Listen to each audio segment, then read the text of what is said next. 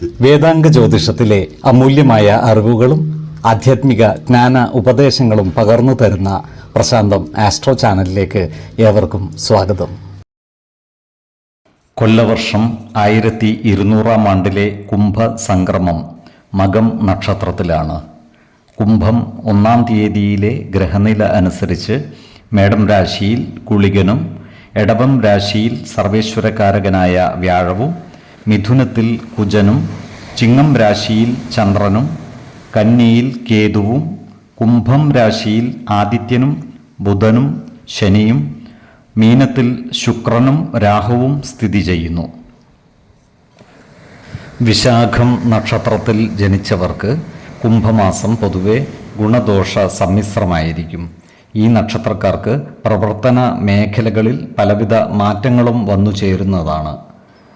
ജോലിസ്ഥലത്ത് സഹപ്രവർത്തകരുടെ സഹായ സഹകരണങ്ങൾ നേടിയെടുക്കുവാൻ പരിശ്രമിക്കേണ്ടതാണ്. അതുപോലെ മേലധികാരികളുടെ അപ്രീതിക്ക് പാത്രമാകാതിരിക്കുവാൻ പ്രത്യേകം ശ്രദ്ധിക്കേണ്ടതുമാണ്. ജോലികൾ സമയബന്ധിതമായി പൂർത്തീകരിക്കുവാൻ പ്രത്യേകം ശ്രദ്ധിക്കേണ്ടതുമാണ്. അതുപോലെ വരുമാനത്തിൽ കവിഞ്ഞ ചിലവുകൾ വന്നു ചേരുവാനുള്ള സാധ്യതകളും കാണുന്നുണ്ട്. അതിനാൽ സാമ്പത്തിക കാര്യങ്ങൾ കൈകാര്യം ചെയ്യുമ്പോൾ ജാഗ്രത പാലിക്കേണ്ടതുമാണ്.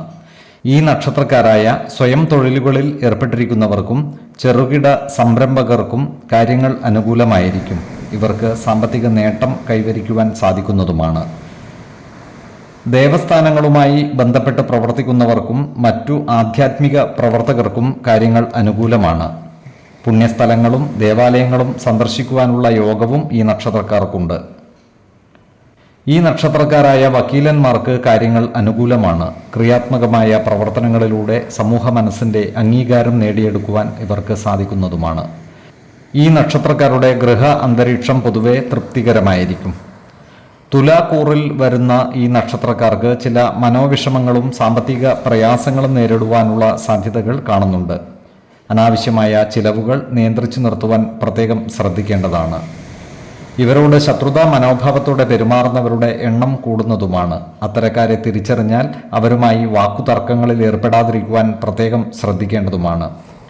ഏതു പ്രവൃത്തിയിൽ ഏർപ്പെടുമ്പോഴും വരും വരായികകൾ ആലോചിച്ചു മുന്നോട്ട് നീങ്ങുവാൻ പ്രത്യേകം ശ്രദ്ധിക്കേണ്ടതുമാണ്.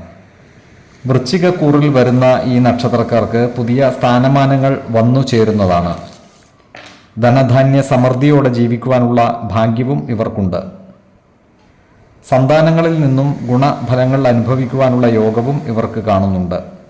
ബന്ധുജനങ്ങളുടെ സഹായ സഹകരണങ്ങൾ ഇവർക്ക് ലഭിക്കുന്നതാണ്.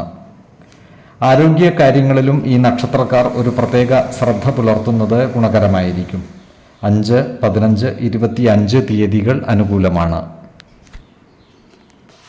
ഈ നക്ഷത്രക്കാർ ജനിച്ച സമയത്തെ അടിസ്ഥാനമാക്കിയുള്ള ജാതകത്തിലെ ലഗ്ന രാശിയുടെയും ലഗ്ന അധിപന്റെയും സ്ഥിതിയും ശുഭ പാപ ഭാവങ്ങളുടെ സ്ഥിതിയും ഓരോ രാശിയിലെയും ഗ്രഹങ്ങളുടെ സ്ഥിതിയും അനുസരിച്ച് ഇവരുടെ പൊതുഫലത്തിൽ ഏറ്റക്കുറച്ചിലുകൾ ഉണ്ടാകുവാനിടയുണ്ട്.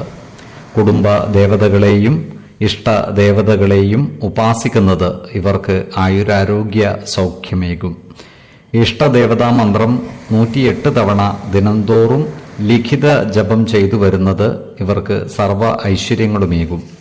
നല്ല വ്യക്തി സാധനകളോടെയും ഉപാസനകളോടെയും മുന്നേറിയാൽ സർവേശ്വരാനുഗ്രഹത്താൽ ഇവരുടെ സർവ്വകാര്യങ്ങളും മംഗളകരമാകും. നന്ദി, നമസ്കാരം. ജ്യോതിഷരത്നം പ്രശാന്ത് കണ്ണൂർ.